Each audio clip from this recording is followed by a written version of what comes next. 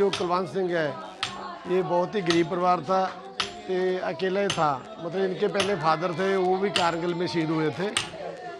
तो बहुत ही होनहार लड़का था। तो 3 साल पहले इनकी शादी हुई थी। तो इनके 2 बच्चे हैं, बहुत छोटे छोटे हैं। एक तो तकरीबन 2.5-3 साल का, एक 6 महीने का बच्चा है।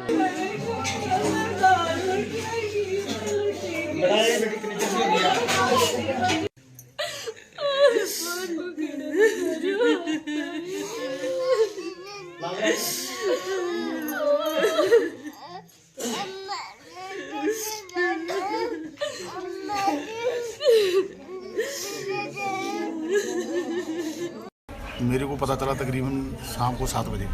अच्छा जी। मेरी मेजर सरदार से बात हुई थी जी। उन्होंने बोला कि ऐसे ऐसे करके इंसिडेंट हो गया है, उसमें फौजदार मनदीप सिंह शहीद हो गए। जी। तो भाई आपको परिवार में फिर कौन कौन है? काफ़ी बड़ा दुख है, तो परिवार में कौन कौन है?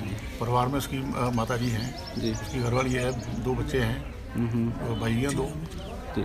फादर का देहांत हो चुका है? उनका देहांत हो चुका है 11-12 साल पहले। जी। तो कितने साल, कब उम्र में जो फौज में गए थे, कुछ कितने साल हो गए थे उनको फौज? वो 2005 में भर्ती हुए हैं फौज में।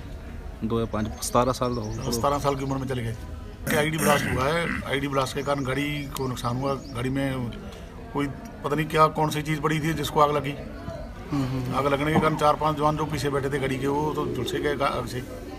लेकिन जो मेरा भतीजा मनदीप सिंह था वो आग से बच गया। वैसे गोली के कारण उसकी डेथ हुई लगती है।